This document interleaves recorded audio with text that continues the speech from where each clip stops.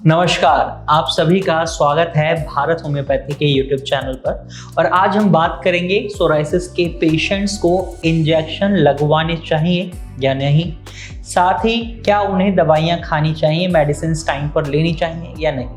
ये एक बहुत ही कॉमन कंसर्न है क्योंकि इन जनरली सोराइसिस पेशेंट को ये लगता है कि हमारी बीमारी कभी ठीक नहीं होगी और उनके मन में डीप डाउन एक थॉट प्रोसेस चल रहा होता है, ये ठीक होगी नहीं तो ऐसे में इंजेक्शन क्यों लगवाएं, और ये ठीक ही नहीं होगी तो हम दवाइयाँ क्यों खाएं। तो यहाँ पर मैं आपको बताना चाहूँगा, सबसे पहले जब भी किसी व्यक्ति को सोराइसिस होता है तो उसका इफेक्ट उनके लीवर पर हमें देखने को मिलता है। इन जनरली जब सोराइसिस के पेशेंट इंजेक्शन लगवाते हैं तो इंजेक्शंस में स्टेरॉइड्स होते हैं।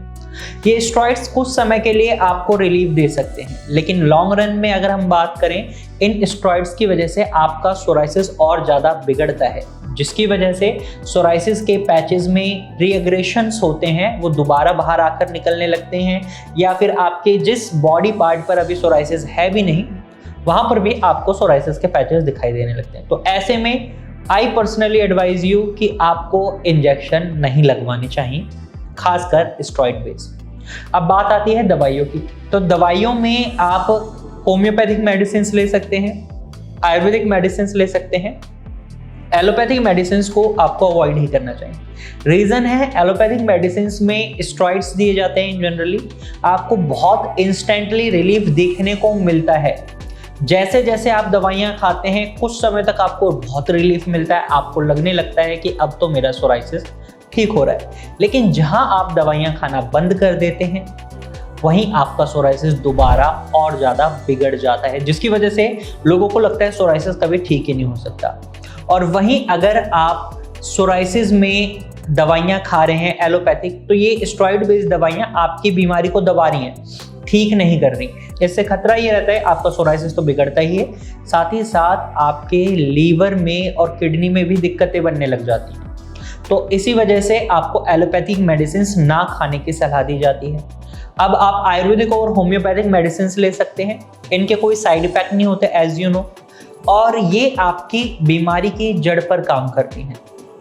आयुर्वेदिक मेडिसिन की अगर हम बात करें तो आयुर्वेदिक मेडिसिन को मैंने जो देखा है, ये देखा है कि जो पेशेंट्स होते हैं दवाइयाँ ले तो लेते हैं लेकिन कंज्यूम नहीं कर पाते, just because of their test.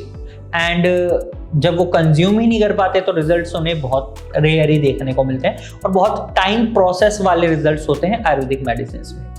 वहीं होम्योपैथिक में रिजल्ट्स काफ़ी अच्छे मिलते हैं और बहुत जल्दी भी देखने को मिलते हैं और इजी टू कंज्यूम मेडिसिन होती हैं। कई लोगों को ये लगता है जब होम्योपैथिक दवाइयाँ लेते हैं तो उनकी बीमारी एकदम तेजी से बढ़ती है।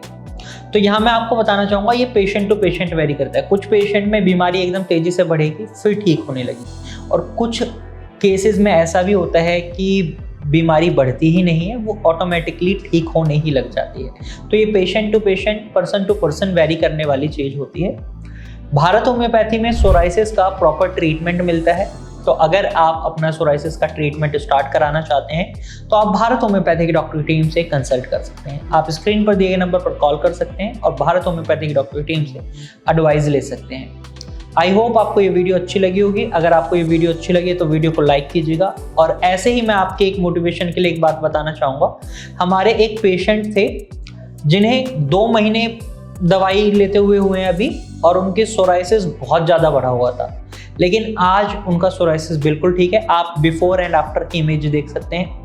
आप आई बटन पर क्लिक कर उनका टेस्टिमोनियल भी देख सकते हैं, जहां पेशेंट खुद आपको बता रहे हैं कि उनकी जो कंडीशन थी उसमें कैसे इंप्रूवमेंट आई है। अगर उनकी कंडीशन में इंप्रूवमेंट आ सकता है तो डेफिनेटली आपकी में भी आ सकता है। तो देर बिल्कुल ना करें, तुरंत ही हमसे संपर्क करें।